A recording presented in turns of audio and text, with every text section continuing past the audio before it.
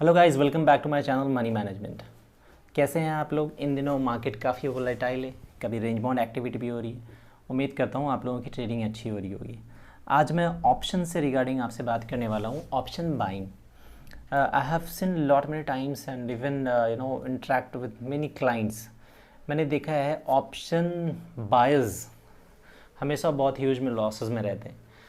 आपको ये पता होगा, ऑप्शन राइटर ऑप्शन बायर से ज़्यादा पैसा कमाता है। Option writer is always smart. जो ऑप्शन सेल करके काम करते हैं दे आर वेरी स्मार्ट, बजाय कि जो बाई करके काम कर रहा है। बाइंग ऑप्शन बाइंग वाले हमेशा ज़्यादातर लॉस में रहते हैं। तो इसके मैं एक दो तीन आपको थंब रूल बताना चाहता हूँ आज, कि अगर आप ऑप्शन बाइंग करके काम कर रहे हैं और आप ह्यूज लॉसेस से बचना चाहते हैं, तो कुछ तरीके हैं जो आपको अपनाना चाहिए, जिससे आप इतने बड़े लॉसेस से बच सकते हैं और उसकी जगह पे दूसरी एंट्री भी ले सकते हैं। मैंने ये देखा है, जो भी ऑप्शन बायर है, ऑप्शन बाई करने के बाद अगर उसकी वैल्यूएशन थोड़ी कम हो गई, लेट्स से किसी ऑप्शन को आपने 200 रुपीज़ में बाई किया है, ठीक है, अगर ऑप्शन 150 रुपये सेम डे क्लोज हो जाता है या थोड़ा नीचे आता है, तो पोजीशन हम कैरी करते रहते हैं, इस उम्मीद में कैरी करते रहते हैं कि आज न कल इसका रेट आ जाएगा, और फिर लास्ट में होता है क्या है, वो ऑप्शन ज़ीरो हो जाता है। आपको पता है कि ऑप्शन बाइंग जो है ये रिस्क लिमिटेड है, लेकिन फिर भी ऑप्शन बाइंग में लॉस ज़्यादा होते हैं। ऑप्शन सेलिंग, ऑप्शन राइटिंग में रिस्क अनलिमिटेड है, फिर भी प्रॉफिट वहाँ ज़्यादा होता है। जो राइटर हैं वो बायर से ज़्यादा पैसा कमा रहे हैं। तो ऑप्शन बाई करने के बाद साइकोलॉजिकली, अगर मैं भी ऑप्शन बाई कर लूँ, आप भी ऑप्शन बाई कर लें, तो उसके बाद बाइंग के बाद ऐसा वेट करने लग जाते हैं कि नहीं अब आज आ जाएगा, कल आ जाएगा। पहले तो मंथली एक्सपायरी हुआ करती थी, आजकल वीकली एक्सपायरी होने लग गई, तो ज़्यादा टाइम भी नहीं लगता ज़ीरो होने में।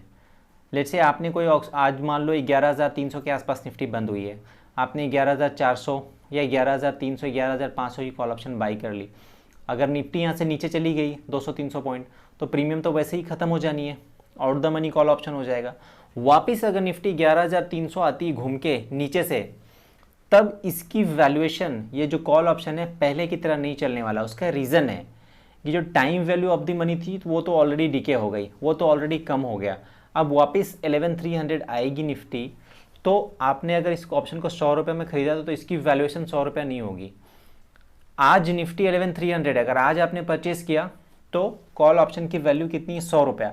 लेकिन एक बार निफ्टी 11,000 जाके वापस 11,300 आती है 2-3 दिन में, तो आपकी ऑप्शन की वैल्यू जो 100 रुपया थी, वापस 11,300 पे वो 100 रुपया नहीं मिलेगी, क्योंकि time value of the money का आपको डीके यहाँ पे देखना पड़ेगा।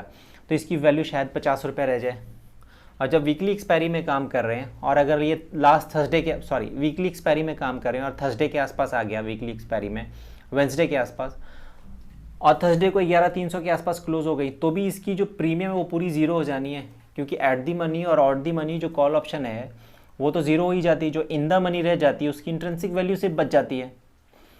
तो आपको करना क्या है, ये सारी चीज़ें आपको पता है, लेकिन आपको एक चीज़ ध्यान में रखना है, जो थंब रूल है ऑप्शन का। आपने कोई ऑप्शन बाइंग करी है और अगर आप उसमें स्टॉप लॉस लगा के काम नहीं कर रहे हैं, जो कि मेजॉरिटी ऑफ क्लाइंट ऐसे हैं जो ऑप्शन या कोई सा भी ट्रेडिंग वो स्टॉप लॉस नहीं लगाते। 90% एंड अबव केसेस में मैंने देख चुका हूँ, मैं क्लाइंटों से मिल चुका हूँ, स्टॉप लॉस नहीं लगाते।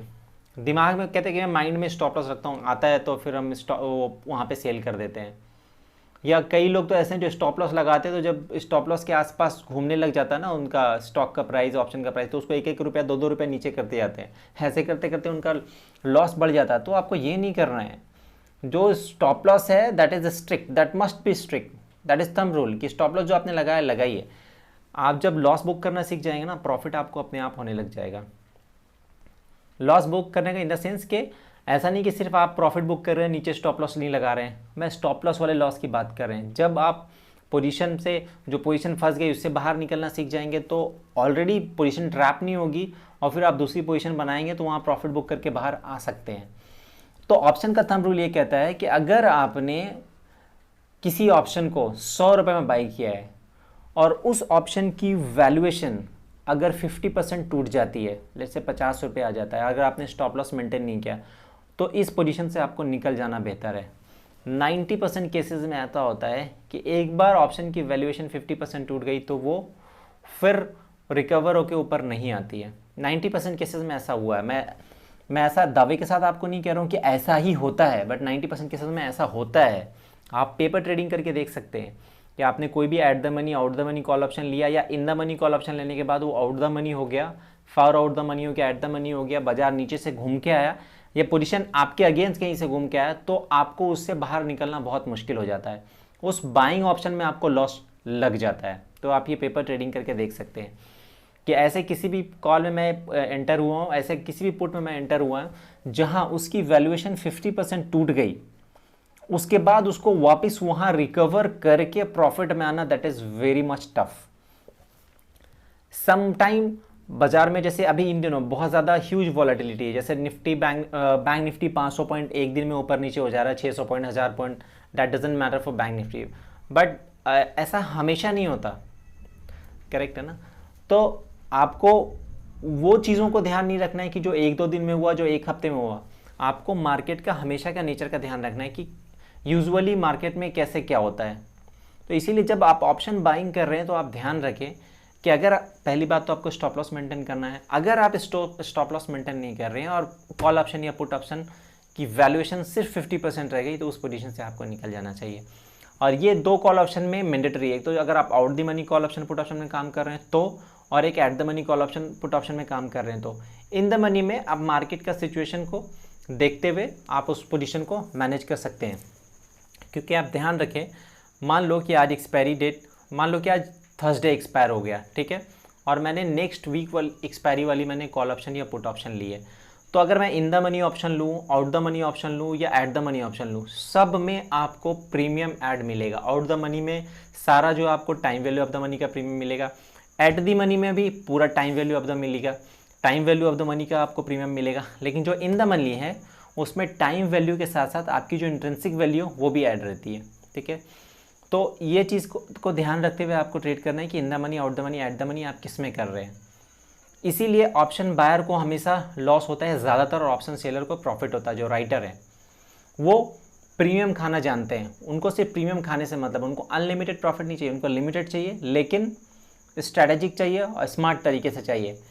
ऑप्शन बायर मतलब ऐसे पोर्टफोलियो मैंने कई सारे पोर्टफोलियो देखे हैं जिसमें ऑप्शन बाई करके जीरो करा के पूरा लॉस कर दिया। 100 रुपये का ऑप्शन जीरो है, 500 का ऑप्शन जीरो है बैंक निफ्टी में। तो आप अपने ऑप्शन को ज़ीरो ना होने दें। 50% अगर इसका डिके हो गया तो एग्जिट कर जाए, फिर दूसरा एग्जीक्यूशन आप देख सकते हैं। पर मैं एक चीज़ आप ध्यान रखें, मैं ये नहीं कह रहा हूँ कि आपको ऐसा करना ही है। पहले प्रैक्टिकली एक बार आप पेपर ट्रेडिंग करके देख लें कि ऐसा होता है कि नहीं। ऐसा होता है, हमने प्रैक्टिकली किया है, आप भी करके देख लें। उम्मीद करता हूँ इससे आपको फ़ायदा ही होगा, नुकसान नहीं होगा। और जहाँ पे आप ऑप्शन बाइंग करके बहुत काम कर रहे हैं, आप ऑप्शन सेलिंग करके काम करना सीखें। ऑप्शन सेलिंग में ह्यूज अपॉर्चुनिटी, आप अच्छा पैसा बना सकते हैं, लेकिन आपको ध्यान रखना है कि बाइंग ऑप्शन में लिमिटेड लॉस होता है और सेलिंग ऑप्शन में बाइंग ऑप्शन में रिस्क लिमिटेड होता है और सेलिंग ऑप्शन में रिस्क अनलिमिटेड होता है। यहाँ लिमिटेड है फिर भी ज़्यादा लोग फंस रहे हैं, वहाँ अनलिमिटेड है फिर भी वहाँ कम लोग फंस रहे हैं, बिकॉज जो ऑप्शन राइट करता है they are always very smart. ठीक है दोस्तों, तो ये आपको फॉलो करना है, ये आप फॉलो करके देख सकते हैं। This is what thumb rule of option. आज के लिए मेरे दोस्तों इतना ही, मिलते हैं नेक्स्ट वीडियो में। नेक्स्ट